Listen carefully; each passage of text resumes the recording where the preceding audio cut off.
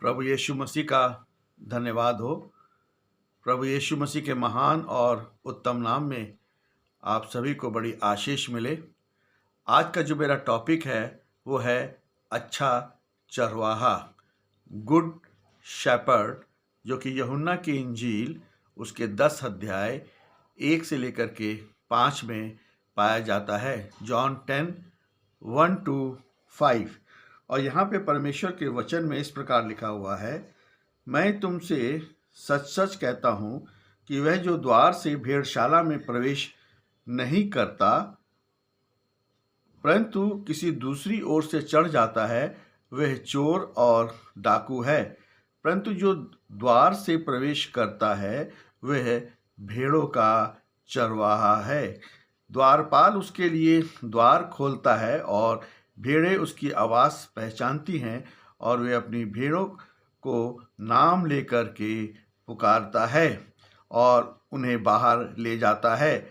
जब वह अपनी सब भेड़ों को बाहर निकाल लेता है तो वो उसके आगे आगे चलता है और भेड़ें उसके पीछे हो लेती हैं, क्योंकि वे उसकी आवाज़ पहचानती हैं और वे किसी दूसरे के पीछे कभी नहीं जाएंगी, परंतु उससे भागेंगी, क्योंकि वे दूसरे की आवाज़ नहीं पहचानती।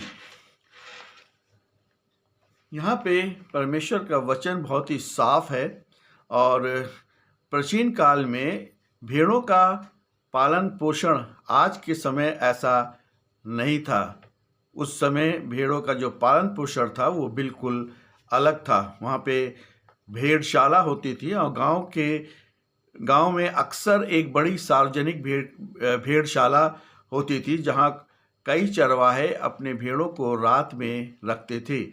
इनकी दीवारें पत्थर की होती थी और ऊपर कटीली झाड़ियाँ होती थी। जो द्वारपाल होता था इस सार्वजनिक बाड़े का एक रक्षक होता था। केवल वही व्यक्ति अंदर जा सकता था जिसे द्वारपालक पहचानता था, यानी कि असली चरवाहा। द्वारपाल का अर्थ है कि पवित्र आत्मा भी है, क्योंकि वह सच्चे चरवाहे के लिए द्वार खोलता है। आवाज़ की जो पहचान है, भेड़ें बहुत ही संवेदनशील होती हैं। वे अपने चरवाहे की आवाज़ और उसके विशेष पुकार, यानी कि उसकी सीटी या उसका स्वर को वो पहचानती थी। यदि कोई अजनबी उन्हें बुलाता है तो वे डर कर भाग जाती थी और पवित्र आत्मा लोगों के हृदय को खोलता है। पहले और दूसरे वचन में हम यहाँ पर देखते हैं द्वार और चोर। यहाँ पर जो द्वार से भेड़शाला में प्रवेश नहीं करता परंतु किसी दूसरी ओर से चढ़ जाता है, वह चोर और डाकू है। यदि द्वार स्वयं यीशु मसीह हैं तो लोग धार्मिक व्यवस्था या सत्ता को माध्यम, जैसे उस समय फरीसी लोग थे, परमेश्वर के लोगों पर अधिकार जमाना चाहते थे। वे चोर थे। सच्चा मार्गदर्शक हमेशा परमेश्वर के ठहराए हुए मार्ग यानी यीशु मसीह से जो है वो हमेशा आत्मिक रूप से लगा रहता है। वर्ष 3 में हम देखते हैं कि व्यक्तिगत संबंध। द्वारपाल उनके लिए द्वार खोल देता है और भेड़ें उसका शब्द सुनती हैं और वे अपनी भेड़ों को नाम लेकर के बुलाता है और बाहर ले जाता है। ये बहुत ही अद्भुत है। परमेश्वर आपको भीड़ के रूप में नहीं बल्कि नाम लेकर व्यक्तिगत रूप से जानते हैं। चरवाहा भेड़ों को बाहर ले जाता है। इसका अर्थ है कि वे हमें धर्म के बंधनों से बाहर निकालकर स्वतंत्रता और चरागाह यानी कि आत्मिक तृप्ति की ओर ले जाता है। 4 और 5 वर्ष में हम देखते हैं कि अजनबी की आवाज़, जब वह अपनी सब भेड़ों को बाहर निकाल चुका होता है तो उसके आगे आगे चलता है। वे अजनबी के पीछे नहीं जाएंगी। जब वे उन्हें काटो गड्ढों या भेड़िए से बचाता है। चरवाहा आगे आगे चलता है। पूर्व में चरवाहा भेड़ों के पीछे से हाँकता नहीं था, बल्कि आगे चलता था। इसका अर्थ यह है कि यीशु मसीह हमारे दुखों और परीक्षाओं में हमसे पहले गए और उन्होंने सही रास्ता देख लिया था और वही रास्ता उन्होंने हमारे लिए भी प्रशस्त किया। वही रास्ता हमारे आगे जाने के लिए था जिस पे यीशु मसीह चल करके गए थे। परखने की शक्ति। एक सच्चा विश्वासी सत्य और असत्य के बीच में होकर अंतर जानता है। दुनिया में कई आवाजें, विचारधारा, लालच है, लेकिन आत्मा से जन्मा व्यक्ति केवल सत्य को पहचानता है। भेड़शाला जो है वो सुरक्षा का स्थान या परमेश्वर का राज्य है। चोर और डाकू जो है वो झूठे उपदेशक या वे ताकतें जो आत्मा को नष्ट करना चाहती हैं।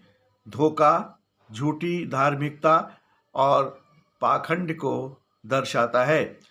आवाज़ पवित्र आत्मा का मार्गदर्शन और परमेश्वर का वचन को दर्शाता है, क्योंकि पवित्र आत्मा और वचन हमारा मार्गदर्शन है।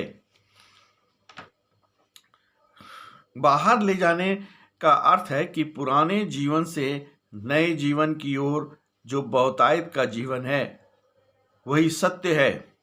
यहाँ चरवाहे और भेड़ के बीच में उस गहरे प्रेम और भरोसे का संबंध है जहाँ भेड़ सुरक्षित महसूस करती है क्योंकि उनका चरवाहा उनके आगे खड़ा है।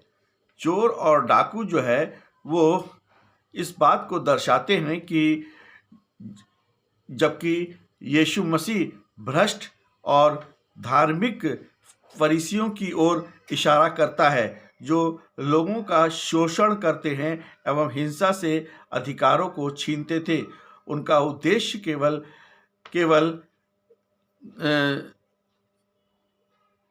उनका उद्देश्य जो था वो केवल लेना था, जैसे ऊन और उसका मांस जो है वो जबरदस्ती लोगों से ले लिया करते थे।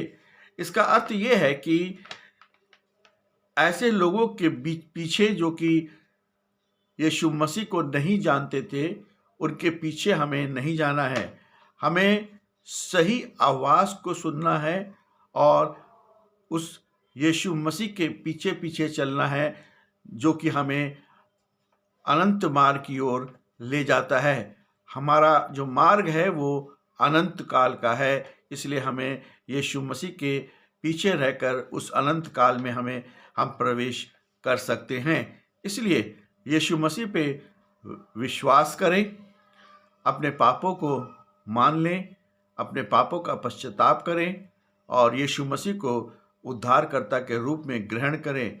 यही गुड शेपर्ड और अच्छा चरवाहा के बारे में बात है, क्योंकि अच्छा चरवाहा और जो है वही हमें स्वर्ग के मार्ग में ले जा सकता है। इसलिए प्रभु यीशु मसीह के पीछे चलें और प्रभु यीशु मसीह को अपने जीवनों के द्वारा महिमा दें।